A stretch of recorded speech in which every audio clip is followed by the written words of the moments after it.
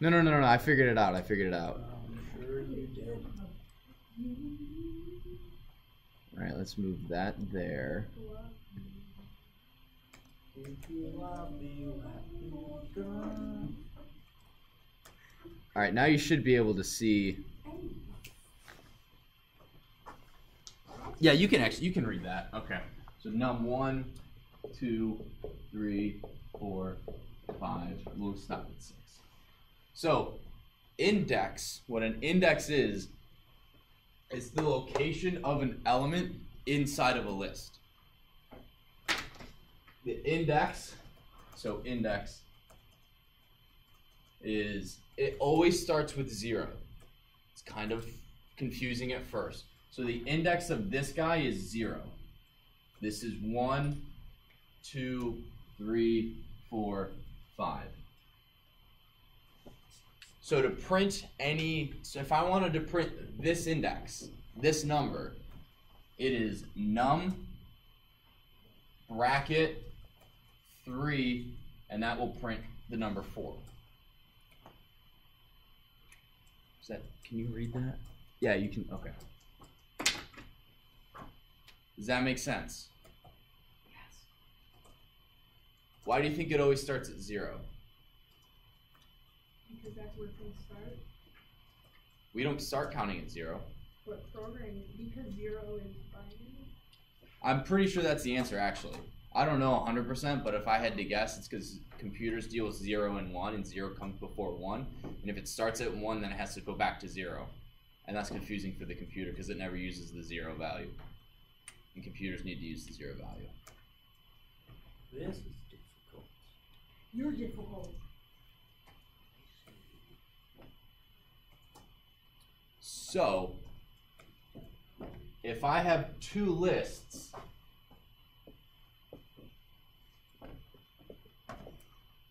and let's change this.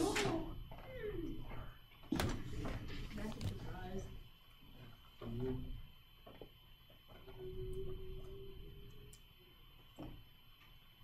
You're getting a 0 on my imaginary blade.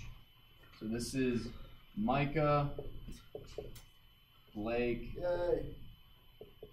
Brad, Enoch, Maddie. I'm skipping someone. Perry. Oh, and Joseph. Hang on. Gotta add Joseph. And Joseph. So what's the index of Joseph over here? Nothing apparently. 6, yes. So now I have grades. So this is students.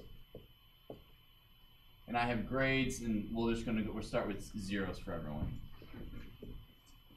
But don't we always start at 100? Nope. In my high school Spanish class, for participation, you started at a C. Meaning if you did nothing during class, you got a C in that part of your grade.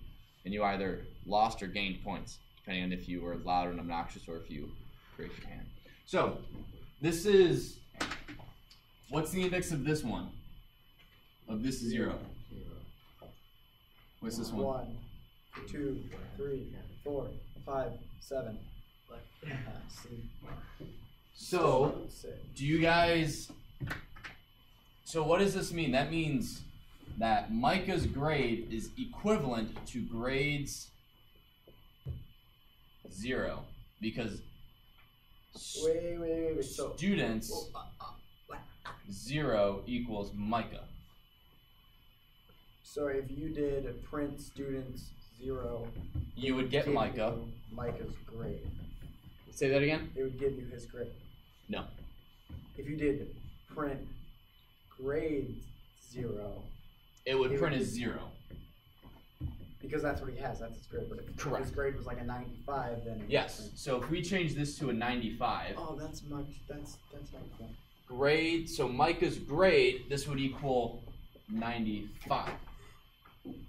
So what you can do is you can have 2 lists in parallel with the same number of elements, one with names and one's with grades, and you can match these up. Does that make sense? Sort of. Sort of. No, I got Bradley shaking his head. Bradley has no idea what's going on. He actually thought this was a history class. Yeah. This is a comedian. I thought the answer was like 92 or something. I don't know what's happening. No, there's a comedian and he talks about he signed up for a Spanish class in college, and it took him 3 classes to realize it was Russian. What? I mean, I thought. Yeah, you're just like, Spanish the whole I don't think this is Spanish anymore. It was not. So, Okay, all right, I'm trying to think of another way to explain it so you guys can get this. Okay, class, say we're gonna be The index of both lists of grades, the index of lists, the list index of grades and students. The Lindex. No, not the Lindex. Allows you to match different lists together. Does that make sense? Yeah, that makes sense. Right. So Joseph, he is, he's index 6. Steve. So your grade is grade 6. What if there's like a 7 student but no grade? So it's like, He's absent. Oh, that's like. so me, right? I don't have a grade. So if I do, students 7 is Z, but grades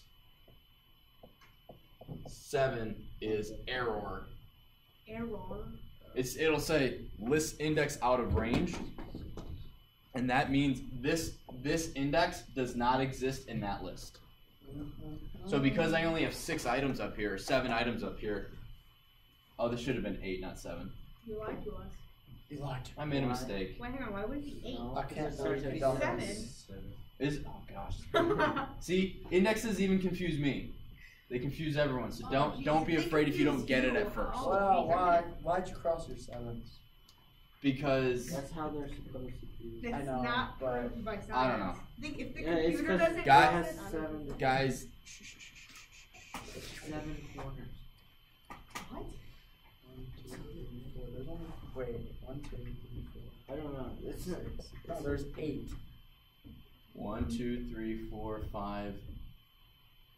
There's. I don't know. I saw something where it's like that. But it's weird. 1, 2, 3, 4, 5, 6, 7. Why'd you do the middle one twice? I don't know. Wait. All right, so Vsauce, Michael. So you should cross your 7. Or should you? oh, so list indexing. Okay, so this is also helpful. I'll bring this back up. Oh, I can't see my screen anymore. So list indexing, I'll use a different color for this one. So this starts at 0 and goes to 6. You can also work your way backwards. What if you don't know how long the list is? Well, how do you get to the very last one? Right? The last one is -1, -2, -3, -4, -5, -6, -7. What?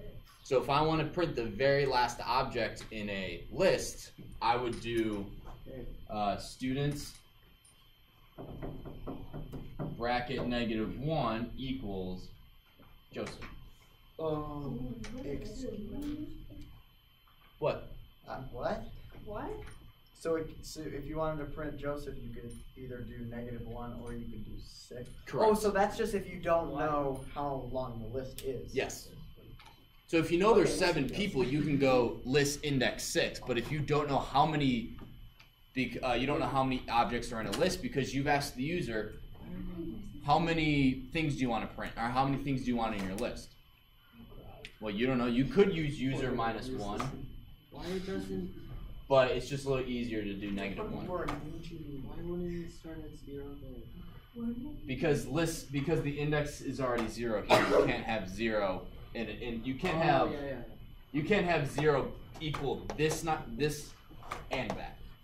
I found that for the number. What number thing? That's why. How many animals per minute? That's how they used to write it.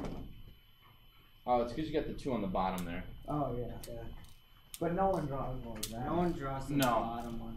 All right, so I have 8 minutes left. I thought I had an in-class assignment for you guys to do. No homework? Not for today. Woo! Mr. Schulter, have you ever seen the Vsauce YouTube Reddit Minefield, the trolley problem? Oh, yeah. That Yes. was the best video. All right, well, hang on, guys. I have 2 more things, and then I want you guys to work on something for the end of class. This isn't too crazy. So you can use what's called the length function, and that will tell you how long a list is. So length, actually that's supposed to be grades equals 7. So that will tell you how long an object, or how long how long a list is. Does that make sense? So How many, what? how many elements are there? How many elements are in a list? Yeah, let me. 5 ways. Well, I'm totally keeping it that like that. 5. So real quick,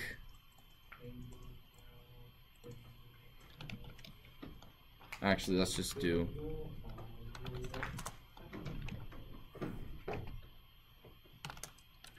So I go length of stew.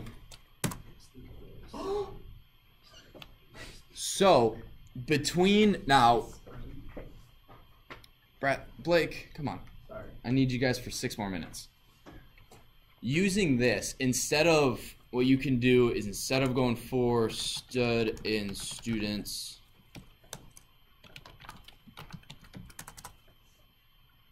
Stu. What? How did you just backspace? Like, the delete button. what? My Control Alt Delete.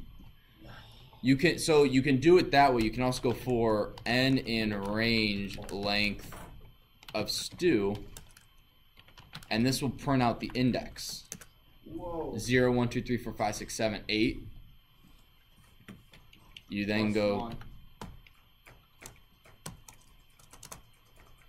and you can print out the names. You can then also, once you have this, you can go print stew. You can say has a grade of grades n. What? Because I've matched these two lists have the same length, and I've gone through and I've said the first index, the 0 index in grades, I'm going to make that equivalent to Micah's grade. Wait, can you scroll a little bit? In range, what does that mean? So by using the length function, I get the index, and then I can run through the lists using the index, and I can match these things up.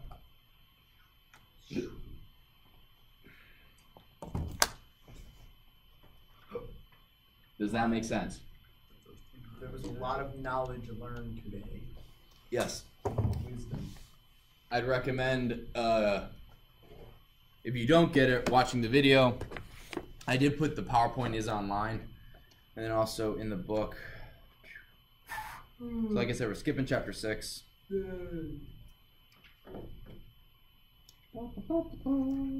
Actually, what I want you guys to do, the partition operator index, the length function. So I want you guys to copy the code from pages, and I'll put this on Academy Central.